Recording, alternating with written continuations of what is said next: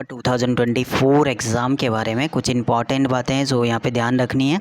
5 month है तो 5 month कम नहीं, आराम से इजीली एग्ज़ाम क्रैक किया जा सकता है। अगर आप स्टार्टिंग भी कर रही हो तो भी थोड़ा एफर्ट ज़्यादा देना पड़ेगा, क्योंकि इंपॉर्टेंट चीज़, सबसे इंपॉर्टेंट चीज़ ये है कि डिपेंड करता है बैकग्राउंड कैसा है। अगर इंग्लिश मीडियम से हो तो थोड़ा बहुत ईजी पड़ जाता है, क्योंकि इंग्लिश में कॉम्प्रहेंसिव में थोड़ा बहुत हेल्प हो जाती है, या फिर आपका क्लोज में हेल्प हो जाती है। एक्टिव पैसिव डाटा है तो उस टाइप से आपका एजुकेशन बैकग्राउंड भी डिपेंड करता है, अगर आपका फर्स्ट अटैम्प्ट है। बाकी फ़र्स्ट अटैम्प्ट के लिए मैंने वीडियो अलग से बना दिया, वो चीज़ देख लेना कैसे क्या चीज़ करना है।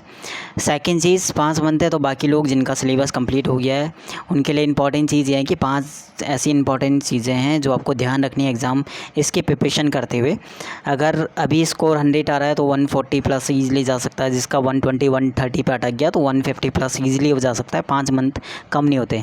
कुछ 5 इंपॉर्टेंट बातें हैं जो ध्यान रखनी है, और ये बहुत ज़्यादा इंपॉर्टेंट है। जहाँ पे प्रिपरेशन कर रहे हो, जहाँ पे आप पढ़ते हो, उसके सामने भी चीज़ें लिख लेना। 5 चीज़ें।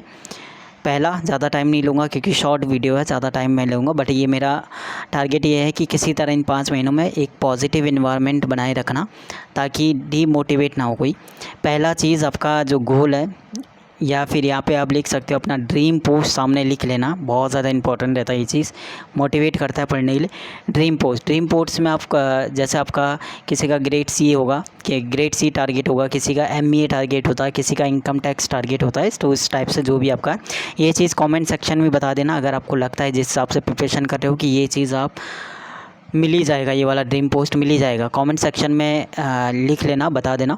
और उसका एक स्क्रीनशॉट लेना, जब आपका रिज़ल्ट आएगा तब मुझे सेंड करना।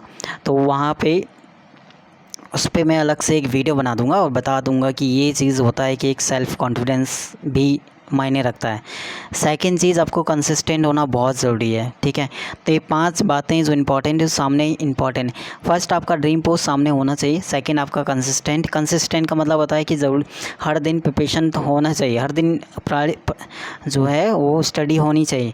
अब हर दिन में ये होता है कि कभी नहीं करता मन तो उस दिन रिविज़न डे रख देना, लेकिन कम से कम हर दिन 1 से 2 घंटा, अगर बहुत ज़्यादा रहता है कि मन नहीं करा, बट 1-2 घंटा तो पढ़ ही लेना, ठीक है। वीक में 1 दिन आप रेस्ट कर सकते हो, बट उसके अलावा अगर किसी दिन नहीं मन करता है तो उस दिन रिवीजन डे रख देना, और कुछ भी 1-2 घंटा जो भी है उसे रिवीजन कर लेना।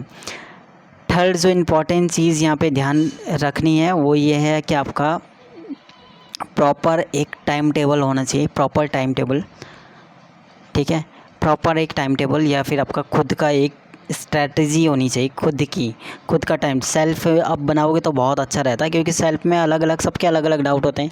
किसी का क्लोज गलत जाता है, किसी का कॉम्प्रहेंसिव गलत जाता है। ये तो लगभग सभी का कॉम्प्रहेंसिव, किसी का सही चले जाता है, किसी का आपका एरर गलत जाते हैं, तो किसी के सेंट इम्प्रूवमेंट, ठीक है।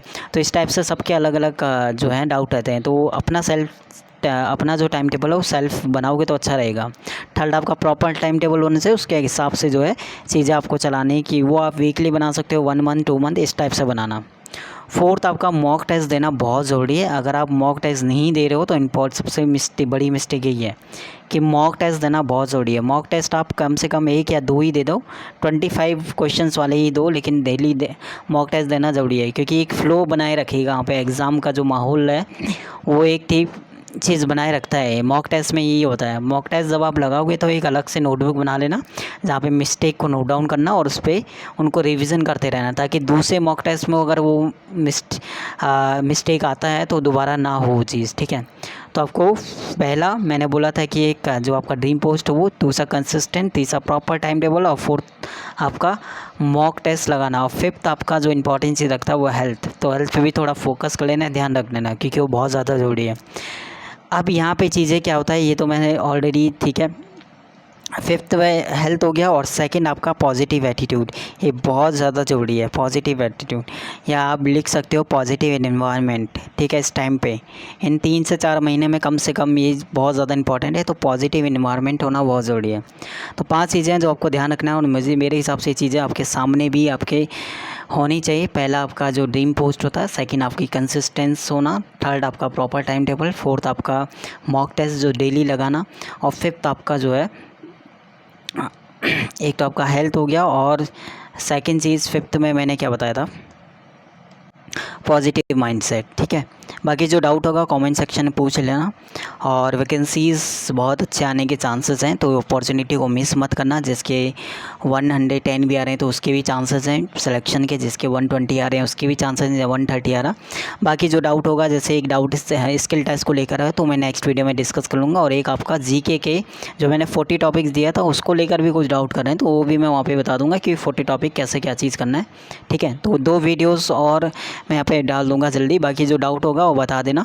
2-3 दिन और हैं तो जहाँ पे मैं डाउट्स को जो है क्लियर कर दूंगा। उसके बाद जो है आपका जो सेक्शनल जो आपका टेस्ट है वो शुरू हो जाएगा, ठीक है।